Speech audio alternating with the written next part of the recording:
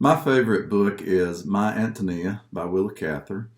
It is the story of Antonia Shimerda, an immigrant woman in Nebraska in the early 20th century. And it's told from the point of view of Jim Burton, who pines for her his whole life. And I think that's what I love most about it, the way it articulates that longing and pining. My Antonia by Willa Cather, it's an absolutely essential read for anybody who loves literature. Hi everybody! So a book that I've been returning to during these times, one of my old favorites, is Louise Erdrich's Love Medicine. And this is an incredible novel with powerful, beautiful sentences and moving narratives about two Native American families.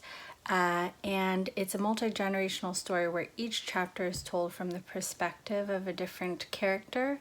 And I love how Louise layers all of those voices together to explore questions about home and identity and love.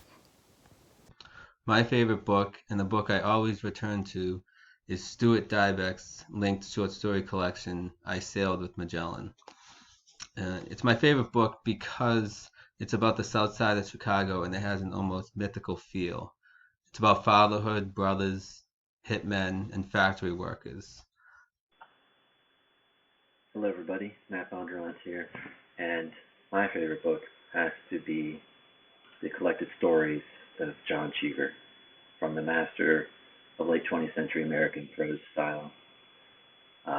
Rich, evocative language, lyrical passages that demand to be read aloud, all of the sort of great themes of longing and regret and nostalgia, unrequited love. It's perfect for our present time. The stories of John Cheever, it's all in here. Song of Solomon by Toni Morrison is a multi-voiced wonder. This is a story wrought from history and from the wild imagination of a writer whose vision changed the world. So this is the book that I go back to over and over. Let Us Now Praise Famous Men by James Agee with Walker Evans photographs.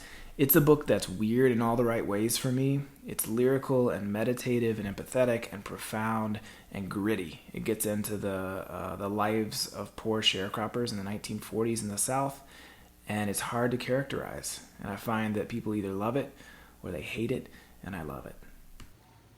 If I had to pick one book that's most important to me, I'd pick Crime and Punishment.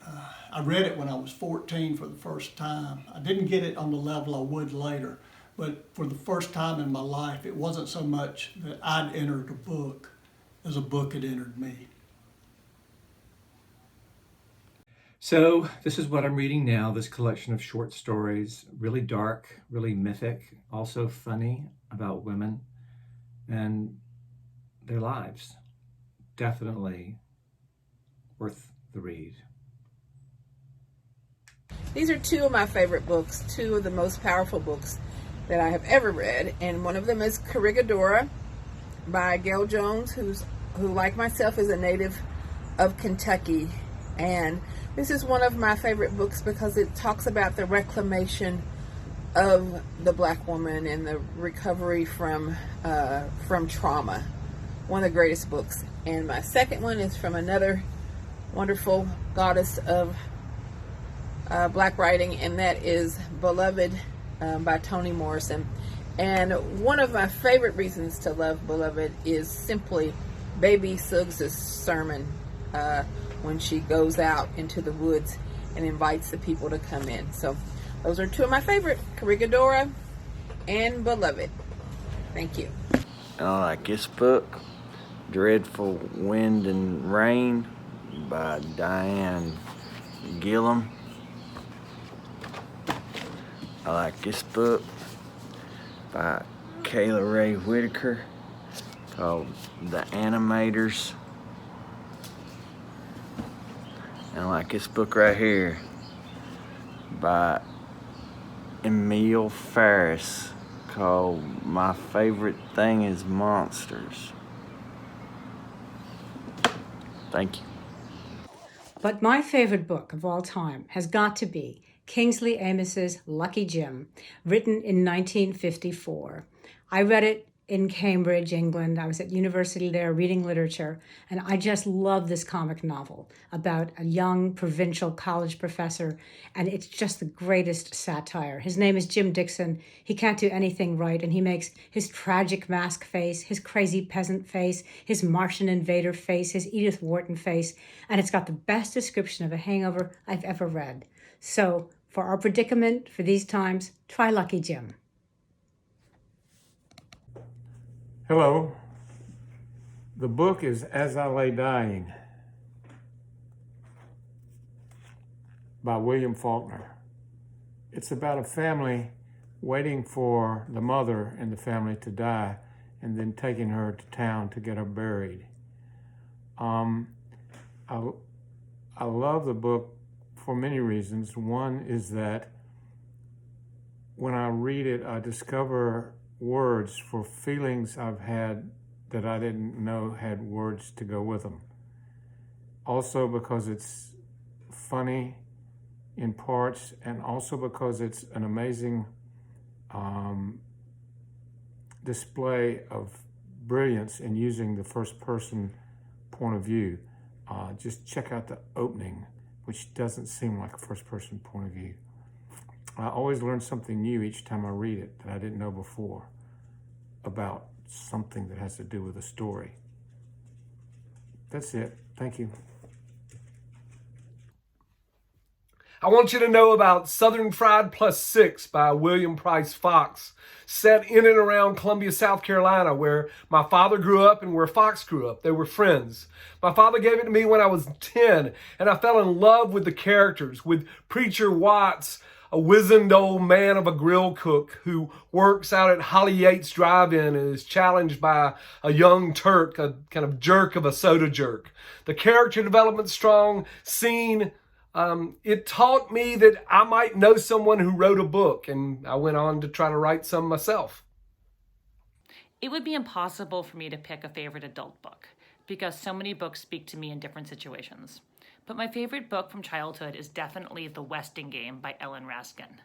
I've read this book upwards of 20, maybe 30, possibly even 50 times. When I was a kid, sometimes I would finish it and turn back to the beginning and start again.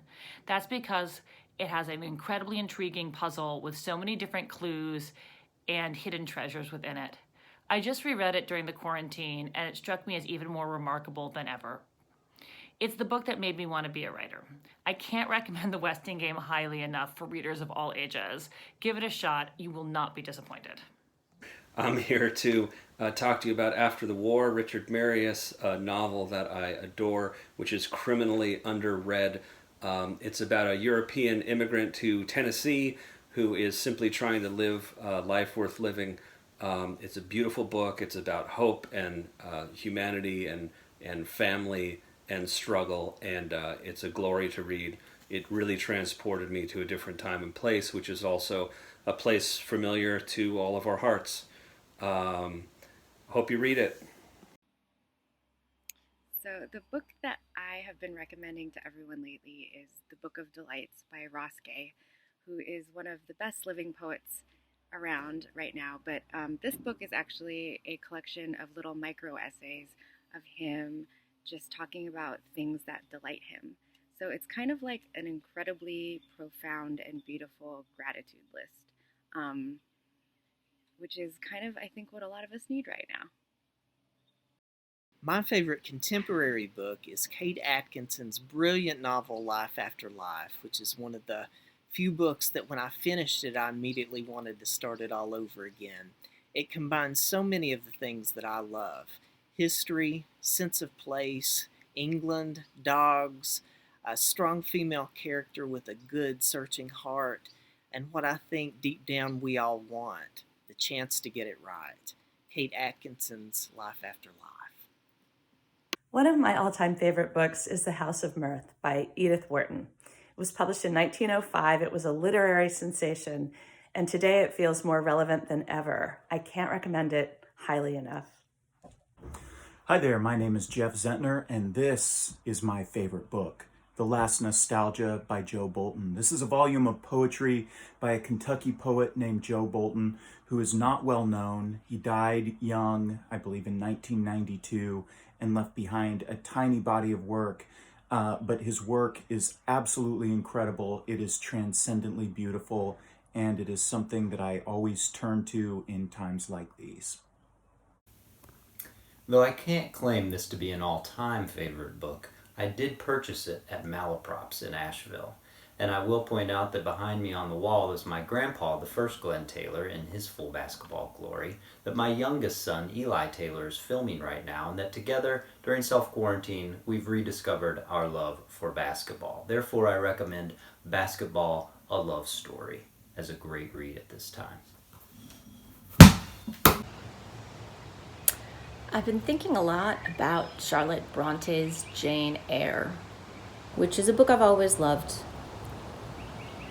I guess it's on my mind right now because we're thinking a lot about isolation, and she herself, Jane Eyre, was isolated as an orphan, isolated in the family that was raising her, isolated as a ambitious woman by her culture, and that message of female emancipation is as powerful now as it was in 1847.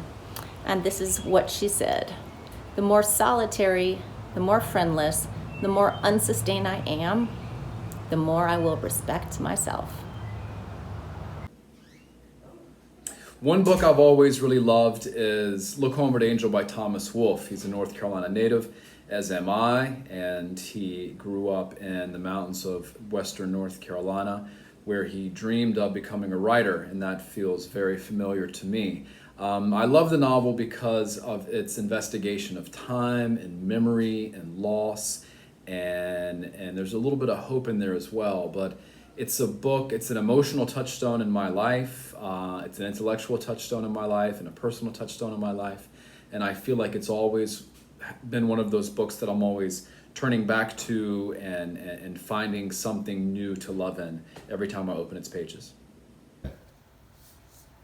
My pick for pandemic times would be The Lost Prayers of Ricky Graves by James Hahn Matson. The reason why I think it is the right book for now is that it's about technology. It's also about loneliness, and it's written by a dear friend, and right now I really like being reminded that I have dear friends who are far away and so talented and still writing. Anyway, I just thought I would share with you a couple of the books that I revisited during this quarantine. And the first one is The Never Open Desert Diner by James Anderson.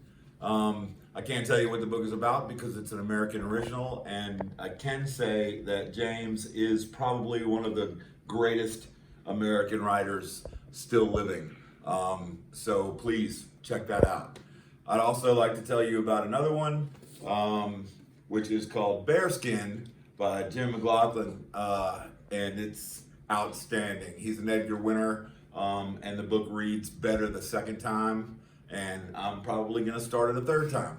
So thanks, check them out, and I hope you enjoy them. Thank you.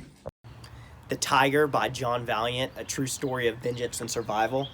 This book is about a tiger in eastern Russia that hunts down these poachers that injure it, and it is just a blistering, compelling read that you can't put down. And right now, with everything we're seeing in the world, the rewilding of nature, it just really, really speaks to me. It's hugely inspiring.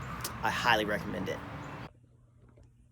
Hi everybody, I hope everyone's safe and well, and it's hard to pick just one book, but I happen to have a first edition of a book I love. It's Dinner at the Homesick Restaurant by Ann Tyler. Sorry, I'm trying to video myself and hold a book and hold my phone all at once. Anyway, Dinner at the Homesick Restaurant by Ann Tyler, and I'm not just picking it because I'm dying to go to a restaurant during these COVID times. Tabloid Dreams by Robert Owen Butler is based off of the tabloid headlines you grew up seeing in your local grocery store, local corner store.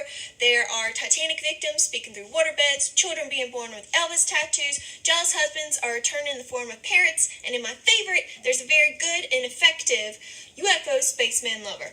It's very fun to read these short stories, especially now when our world is so scary and uncertain. It's nice to imagine some altered reality like this.